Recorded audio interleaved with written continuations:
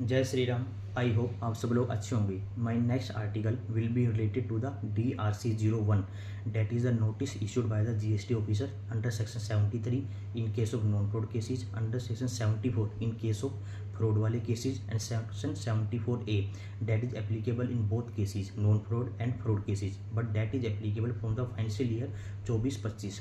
तो 23-24 तक आपको जो भी नोटिस आएंगे, ठीक है, मतलब फाइनेंशियल ईयर 23-24 तक आपने कोई भी इनपुट ज़्यादा लिया, टैक्स कम पे किया, वटर में भी द केसेज, तो उसके जो नोटिस आएंगे वो 73-74 में आएंगे। डिपेंड करता है नॉन फ्रॉड या फ्रॉड का केसेज है।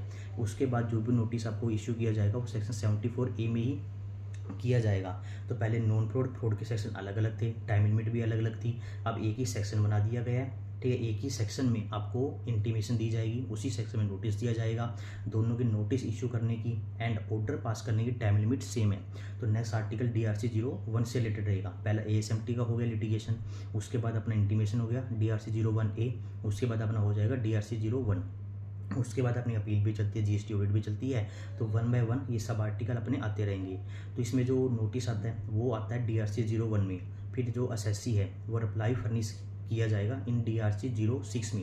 If officer is satisfied with the reply furnish by the registered person in form DRC-06 then that GST officer will pass the closure order in DRC-05।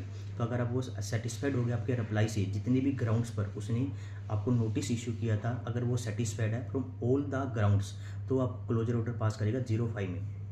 कुछ grounds पर वो satisfied है, but कुछ जो आपने reply furnish की है उससे वो सेटिस्फाइड नहीं हुआ, तो जिनसे वो सेटिस्फाइड नहीं हुआ उसका वो डिमांड ऑर्डर रेज कर देगा DRC-07 में।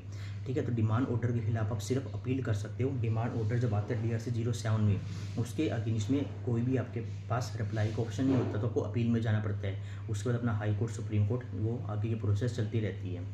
तो लिटिगेशन में जो मेन अपने 3 नोटिस आते हैं, ASMT हो गया, फिर 1A में इंटीमेशन होगी, 1 में नोटिस हो गया। ये मेरे तीनों आर्टिकल लिटिगेशन से रिलेटेड कवर हो जाएंगे।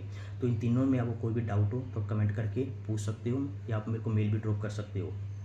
ठीक है, तो इसमें आपके 3 सेक्शन हो गए। रूल 142 अप्लाई हो जाएगा, अलग अलग फॉर्म में नोटिस आएगा, रिप्लाई जाएगा, क्लोजर ऑर्डर पास होगा। मल्टीपल ग्राउंड्स पर आपको वो नोटिस इशू कर सकता है। तो मल्टीपल चीज़ें मैंने अपने आर्टिकल में कवर की है। तो आर्टिकल पब्लिश होने के बाद मैं आपको लिंक प्रोवाइड करवा दूंगा।